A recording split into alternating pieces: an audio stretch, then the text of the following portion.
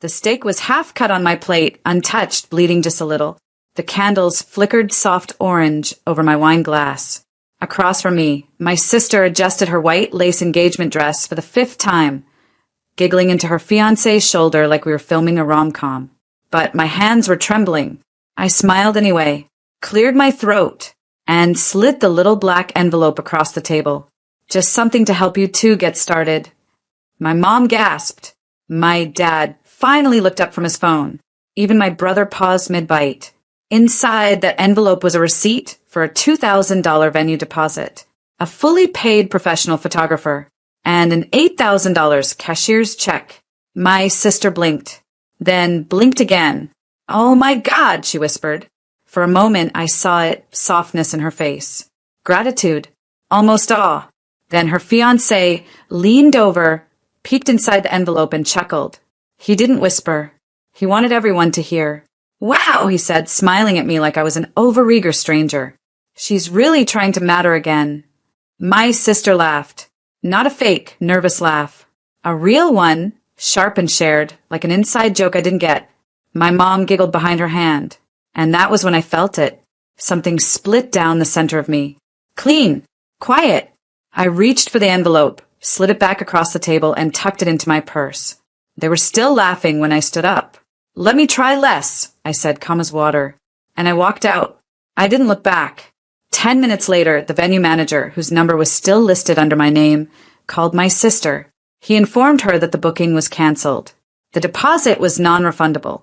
The photographer texted her fiancé, "Per Aaron's request, your date is off my books."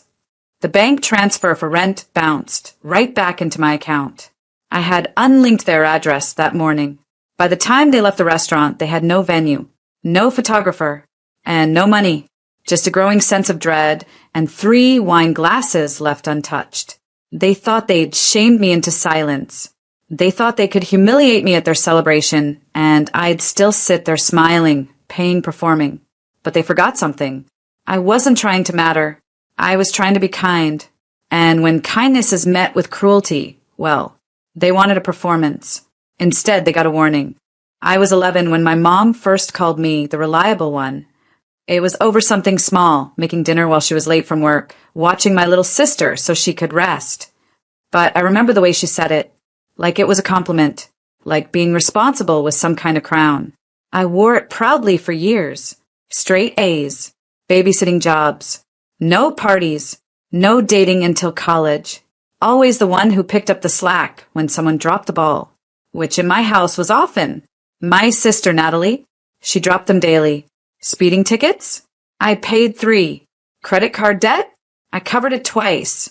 Once without even telling her I did. Rent shortfalls? Constant. She'd cry, promise to get her life together, and my parents would say things like, "She's still figuring it out?" Not everyone matures early like you, Aaron. That was the pattern. I was the plan B, the backup parent, the fixer. Natalie, on the other hand, she was the sunshine, the princess, the one they joked would marry rich and solve everything.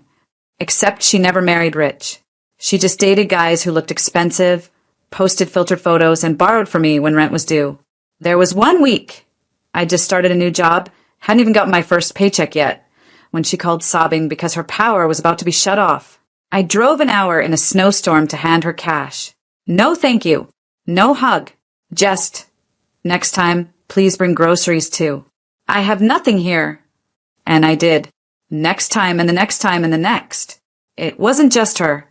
My parents leaned into it too. They asked me to co-sign loans I didn't benefit from. Asked if they could temporarily list my house as a collateral asset when they refinanced their second mortgage. I said yes, because that's what the reliable one does. They don't ask why the house needs refinancing. They just show up, sign, pay, smile. I kept telling myself it was love, that they loved me, that they must, right? Because who lets someone give this much and doesn't love them back? Who lets their daughter sink herself in quiet debt just to hold the family together? But then came the engagement dinner, and the card, and the laughter. I watched Natalie laugh at me at the biggest, most generous gift I'd ever given, like I was a joke at my own table. I didn't matter. Not really. Not to her. Not to any of them. The gift wasn't proof of love. It was proof of my role, because in their story I wasn't a sister. I was just a service. I started noticing the way he looked at me. Not at me, really, through me. Like I was a number, a resource, a means to a very comfortable end. Tyler, my sister's fiancé, was charming, sure. Good teeth, expensive watch, smile like a salesman. And he knew it. When I first met him, he said, "So you're the sister/sponsor?" I laughed awkwardly, thought it was just a weird joke. But then it kept happening. Little digs, always with a smile. "You must really love working, huh?" "Wow, another check? You trying to outshine the bride. You're like a third parent to Natalie, maybe even the richer one." He said these things with a chuckle, a clink of his whiskey glass, like we were friends roasting each other at a party. But it wasn't friendly. It was framing. He knew what he was doing. And my sister? She didn't stop him. She laughed along, egged it on. That's when I realized Tyler wasn't some anomaly. He was a mirror, a perfect reflection of my family's values. Take, joke, belittle, repeat. One night, I came over to drop off an RSVP list Natalie had forgotten at my place. Their apartment was dark, but the front door was cracked. I knocked, then stepped inside. Tyler was on the phone, pacing in the kitchen. "No, man, I'm not worried. She's desperate to belong. Let her pay. She'll keep doing it. It makes her feel needed." Silence. Then he laughed. A cold, flat sound. I slipped out before he saw me. I sat in my car for almost an hour, gripping the steering wheel, my heart pounding like a threat. Desperate to belong. Let her pay. I thought about every time Natalie had come to me with a teary voice and a "please, just this one time." Every time Tyler had smirked when I offered to help. Every time my parents had called me amazing right after they asked for something. I wasn't family. I was a fund. This engagement wasn't about love. It was about the optics, the venue, the curated Instagram life. I wasn't the sister giving a gift. I was the ATM keeping the illusion alive. That night, I pulled up my bank statements, looked at every dollar I'd transferred, every time I'd bailed them out, covered rent, bought groceries, paid off bills that weren't mine. It wasn't just the money. It was the expectation. And the worst part? They didn't even try to hide it anymore. Because people don't hide things from objects. They just use them. And I was done being used. Because Tyler didn't love my sister. Not really. He didn't want her. He wanted what I could give her. I didn't yell. I didn't cry. I didn't storm out of that restaurant. Instead, I smiled. And in that smile was every quiet, calculated thing I was about to do. The next morning, I woke up before sunrise, made myself coffee, and started unraveling the illusion, piece by piece. First, the venue. I called them directly, not the coordinator. Set an in-person meeting. When I arrived, I brought all the receipts, ID, bank records. Proof the deposit was from my account, under my name with my signature on every line. The manager, a woman named Carla, looked at me and said, "You still want the date reserved?" I paused and smiled. Yes, but no one else is authorized to change or access anything, not even the couple. Carla nodded. Understood. Step 2, the photographer. He was a friend of a friend, a talented guy I'd paid in full to secure his time. I called him, explained the situation vaguely, and said I might cancel. He didn't ask questions, just said, "You gave me a good rate. I'll hold off booking anyone else. But your contract is your call." Then came the big one, the money. I went to the bank, sat down with an advisor, told them the $8,000 was technically a gift, but I wanted legal protection in case things turned complicated. They helped me file a notarized statement. Gift pending on conditions not yet fulfilled. No shared counts. No co-signed anything. In short, nothing traceable. Nothing owed. I was done being their safety net. Done being their plan B. From the outside, though, you'd think I was planning the royal wedding. I kept replying to Natalie's texts. Kept saying things like, "So excited," and "You'll be the most beautiful bride." She ate it up. Tyler sent me a meme once, a joke about rich aunts funding chaos. I didn't even respond, because the party they were planning, it wasn't real. The venue, mine to cancel. The photographer, already fading. The $8,000, sitting in a different account now, untouched, protected, but I let them build it anyway. The Instagram posts, the floral Pinterest boards, the endless group chats about signature cocktails and bridesmaid shades. I watched them get drunk on fantasy, watched them climb higher and higher into their storybook. Because here's the thing about revenge. You don't need to push people off a cliff. Sometimes you just have to step back and let them fall. The restaurant was upscale, dim lights, ivory tablecloths, gold-trimmed menus. One of those places where the server refills your water after every sip. I wore navy. Simple, classic, forgettable. Because tonight wasn't about me. At least, not to them. It was Natalie and Tyler's engagement dinner. The soft launch of their new identity as a power couple. My parents were glowing. My brother flew in just to play favorite. The table was buzzing with future plans. The venue, the bridal shower, the honeymoon in Cabo. All ideas they assumed I'd be funding. I smiled through all of it, played my part, the generous sister, the reliable one. And when dessert was cleared, I stood up and said, I have something special for you both. I reached into my bag, pulled out the envelope, and placed it gently in front of them. The gold trim glinted under the chandelier. Everyone leaned in. Inside was the full breakdown. Paid in full venue deposit, a signed contract from a top-tier photographer, and an enclosed check for $8,000 made out to Natalie. Gasps. Even Tyler looked impressed. My mother clutched her chest. For a moment, a brief, flickering moment, I saw something close to gratitude in Natalie's eyes. And then Tyler leaned in, glanced at the card, and said it. Wow, she's really trying to matter again. He said it like a joke, but he said it loud enough for the whole table to hear. My sister laughed. Not politely, not nervously. She laughed like it was hilarious. My father looked down at his drink. My mother said nothing. I picked up the envelope, slid it back into my bag, looked around at the people I had supported, paid for, protected. Then I said calmly, let me try less. And I walked out. No shouting, no tears, no last words. I walked into the quiet evening air and let the door shut behind me like a gavel. 10 minutes later, I was in my car when my phone buzzed. Natalie, 7 missed calls. Mom, 2 missed calls. Tyler, 1 text. What the hell did you do? And then a voicemail from Carla at the venue. Hi. Just confirming the cancellation as requested earlier this week. The deposit has been released. We've voided the event date. Let us know if you need anything else. Then the texts came like fireworks. Natalie, you canceled the venue? Mom, call me now.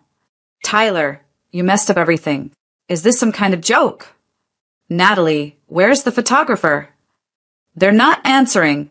Mom, the rent didn't go through this month. Did you change something? Yes. Yes, I did. The deposit? Refunded. The photographer? Never confirmed. The $8,000? Back in my name. The rent? No longer my responsibility. They weren't just embarrassed. They were exposed. Because this whole time, they thought I was trying to earn love. Desperate for attention. Begging for approval. They were wrong. I wasn't desperate. I was done. And when I left that restaurant, I didn't raise my voice. I raised the stakes. The backlash came fast. Angry calls. Bitter voicemails. A family group chat that lit up like a forest fire. How could you embarrass her like this? You humiliated your sister in front of everyone. After everything she's done for you? Everything she's done for me? Right. But I stayed silent. I didn't reply. Didn't explain. Because the collapse had already started. First, the photographer posted an open date announcement, same day as the wedding. Sudden change of plans, he wrote. Now booking. Mutuals tagged Natalie. Comments section exploded. Then came the venue update. A luxury wellness brand had snagged the date. Full buyout. Non-refundable. Gone. Tyler called me. I let it go to voicemail. You think this is funny? You made your sister look like a beggar in front of her friends. We've been scrambling all day. You better fix this. I didn't fix it. Instead, I blocked his number. That night, Natalie's Instagram went private. She deleted half the wedding posts. Change of plans, her caption said, followed by a heart emoji that didn't fool anyone. But the worst was still coming. The landlord called them, said the rent check bounced. When Natalie told them I'd always handled it, he said, well, not anymore, she doesn't. They were 2 months behind and hadn't even known. Turns out when you build your whole life on someone else's effort and they stop trying, everything starts to fall apart. Tyler's friends started whispering. One of them leaked a screenshot, him bragging in a group chat, calling me the financial buffer. He became the punchline. A man who couldn't afford a wedding without his fiancée's older sister. Sponsors backed out. Venue gone. Vendors gone. Wedding canceled. And so was the engagement. I didn't hear about it from them. I heard it from a mutual friend who worked in event planning. Tyler walked out, she whispered. Said Natalie wasn't ready for real life. That everything she had was borrowed. Natalie called me 3 days later. Voicemail. You ruined everything. I was happy. He was the one.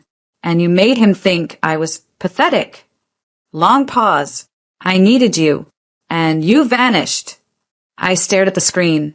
No reply. Because she wasn't wrong. She did need me. But only to clean up. Only to fund, fix, or forgive. I gave them everything once. My money. My time. My silence. This time I gave them nothing. And it broke them. For the first time in my life, the silence felt like mine. No guilt. No obligation. No waiting for someone to need me before I felt like I had a place. The phone stopped ringing after a while. The messages turned from rage to guilt to silence. I didn't block them all, I just muted the noise. The absence was peaceful. I moved to a smaller apartment. Cheaper. Cozier. Mine. With the money I would have spent on a wedding I wasn't invited to, I started something small, a mentorship program for girls from homes like mine. We met in borrowed spaces at first. Coffee shops. Community rooms. Libraries. They didn't need thousands of dollars. They needed someone who'd been there and made it out. Every time one of them said, I thought I was the only one, I remembered why I walked away. Why I had to. In between work and the mentorship, I started writing. Anonymously at first. A blog. Not Their Wallet, that was the name. It wasn't just about me. It was about the girls who were raised to be providers, therapists, housekeepers, anything but daughters. It was about the quiet grief of realizing your family only loved you for what you could give. It took off slowly. Then quickly. People emailed. DMs poured in. Women from everywhere. This is my story. How did you know? You're putting into words what I've never been able to say. I kept writing. The blog gave me a voice. But more than that, it gave me proof. I wasn't crazy. I wasn't selfish. I wasn't bitter. I was just finally free. Free to say no. Free to not explain myself. Free to stop performing for applause I never got. I stopped overgiving. I set boundaries. If someone asked too much of me, I said, that's not something I can do right now. And I didn't follow it with an apology. I stopped trying to be the good one. Stopped showing up to events I wasn't invited to. Stopped wondering if they missed me. Because I finally understood they didn't miss me. They missed what I did for them. And I was done mistaking that for love. Some nights, I reread the messages Natalie sent after everything fell apart. The ones where she said, you left me when I needed you. But I didn't. I left when I needed me. I think that's the part that scared them most. Not that I said goodbye, but that I didn't look back. Because once you realize your worth isn't in what you offer, but in what you endured, there's no going back to smallness. No going back to silence. No going back to rooms where you have to bleed to be seen. And that's what this whole journey was. Not revenge for the sake of revenge, but release. A quiet, undeniable declaration. I matter to me, and I always will. A year passed like an exhale I didn't know I'd been holding. One quiet morning, a small white envelope landed in my mailbox, handwritten, gold-inked, with my full name spelled perfectly. It wasn't from Natalie. It was from a girl named Jada, one of the first I mentored. Inside was a wedding invitation. Simple, thoughtful, no expectation, just love. I wanted you there, she'd scribbled at the bottom. You taught me I didn't have to shrink to be chosen. I sat with that for a long time. Not the invitation itself, but the fact of it being remembered included not for what I could give, but for who I was. The week of Jada's wedding, I found myself near my old life, near the venue that once held my sister's dreams and my quiet destruction. I stopped outside, just for a moment. It was booked, lively, buzzing with music and laughter and something real. Not ours. someone else's celebration, someone else's joy. A part of me waited for the ache, but it didn't come. Across town, I heard Natalie had moved back in with our parents. The wedding never happened. Tyler moved cities.